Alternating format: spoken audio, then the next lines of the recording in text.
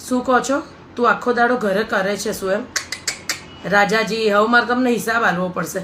પાણીમાં ભેંસ બેસી રહે ને એ રીતે 10 મિનિટ બેસી રહો. હલ્યા ને તો ટેટવો દબાઈ દઈશ. અત્યારે તો સિઝન ચાલે જ છે, બરોબર છે? બેહી રહો. પહેલી તો વસ્તુ છે કે જ્યારે હું પૈણી નાઈ ને ત્યારે પેલા વિક્રમ રાજાને જેમ પેલો વેતાળ ચોંટેલો હતો ને એમ તારું આખું ખાનદાન છે ને મને પીઠ ઉપર ચોંટીને છાબમાં આવેલું, બરોબર છે? બીજી વસ્તુ, સવાર ઉઠો ને એટલે ચા પાણીની જોડે નાસ્તો, પછી મારા વસ્તાર માટે એના સ્કૂલના ડબ્બાનો નાસ્તો, પછી મારી સાસુનો જે વંઠેલ વસ્તાર છે ને એના ટિફિનના ડબલાનો નાસ્તો, બરોબર છે? તમારી માં મંદિર છે ને એટલે એના માટે ફ્રૂટ કાપવાના, આવે એટલે ગરમ રોટલી બનાવી આલવાની, બરોબર છે? 4 વાગે ઊંઘીને ઉઠો એટલે ચા પાણી જોડે રોજના નવા એને મમરા વઘારી આલવાના. 7 વાગે ફરીવાર ડોજું ભરવા માટે ખીચડી, શાક અને ભાખરી બનાવવાના. રાતે સૂતા પહેલાં તમે વહેલા મરી ના જાઓ, 100 વર્ષ જીવો એટલે હળદર મીઠાવાળું દૂધ હાલવાનું. 1 મિનિટ વચ્ચે કંઈ બી બોલે ને તો દસ્તો લઈને માથું ફોડ નાખે તમારું, બરોબર છે? એક તો 6-4 જણા ઘરમાં પણ 40 જણ જેટલું તો ખાવ છો. રાક્ષસ કમ્યુનિટી. પહેલી તો વસ્તુ એ. બીજી વસ્તુ કે આ જ્યાં તમારે જે લુગડા પહેરીને જાઓ છો ને એ ગંધાતરા લુગડા છે ને મશીનમાં ધોવાઈ જાય પણ જાતે નથી સુકાતા, બરોબર છે? એને સુકવવા માટે છે ને તમારી માં ધાબ જાય છે, એ પછી આયા પછી એને કપડાને વાળવા પડે.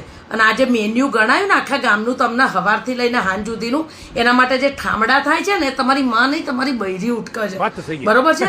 અને સાંજ પડે છે ને ઝેરી દવા છાંટેલા શાકભાજી લેવા માટે ચાલતી ચાલતી શાક માર્કેટ જાઉં છું. એટલે આપણે મરીએ ને તો બધા જોડે મરીએ, કોઈ એક રહી ના જાય, બરાબર છે? આનાથી વધારે કંઈ સાંભળવું છે? આખો દાડો છે ને મને માથું ઓળવાનો ટાઈમ નથી મળતો. મહિનામાં 10 દાડા તો છે ને તારા ભંગારિયા સગાવાલા આવીને પડ્યા હોય છે અને 5 દાડા તારી બેન અને બનેવી ફિક્સ જ હોય છે, એટલે એ લોકોમાંથી ઊંચી નથી આવતી. બીજું કશું સાંભળવું છે? તમારા જેવી હોશિયારી મારતી જે ઓલાદ હોય ને જેને માએ છે ને પાણીનો પાલો ભરતાય ના શીખવાડ્યું હોય જાતે, એને તેની બૈરી પાસે આખા દાડાનો હિસાબ જ ના મંગાય. પછી કે બૈરા માથા ભારે થઈ ગયા છે. તમારા જેવા લોકોની જ છે ને આવી સ્ટોરીઓ બનવી જોઈએ એટલે ખબર પડે. આખો દાડો જાણે બૈરા મોટા કરોડપતિની ઓલાદ હોય ને 10 માણા એની વાય વાય ચાલતા હોય ને ચપલા લઈને લો મેડમ ચપ્પલ પહેરલો એટલો પગાર હોય એમ હોશિયારી મારો છો. કોઈ દાડો છોકરાઓને ભણાયા છે તમે? માં તો પૈણે માલે છે એટલે ડબલ ગ્રેજ્યુએટ છે. તમારી જોડે છોકરા ભણતા હોત ને તો બાલ મંદિર બી પાસ ના કરત. અભણ ઠોઠ. અને પાછા તમે મારી જોડે હિસાબ માંગો છો કે આખો દાડો કરે છે શું? તમારી માના નામના ભજન કરું છું, સાંભળી લીધું? ખબરદાર જો છે ને મને વતાઈ જતો. અને હવે રાંધી સહી નહીં, તમારી માને કો રાંધીને ખવડાવે, કેમ કે હું તો આખો દાડો કંઈ કરતી નહીં. ચૂપ, જાતે નથી સુકાતી.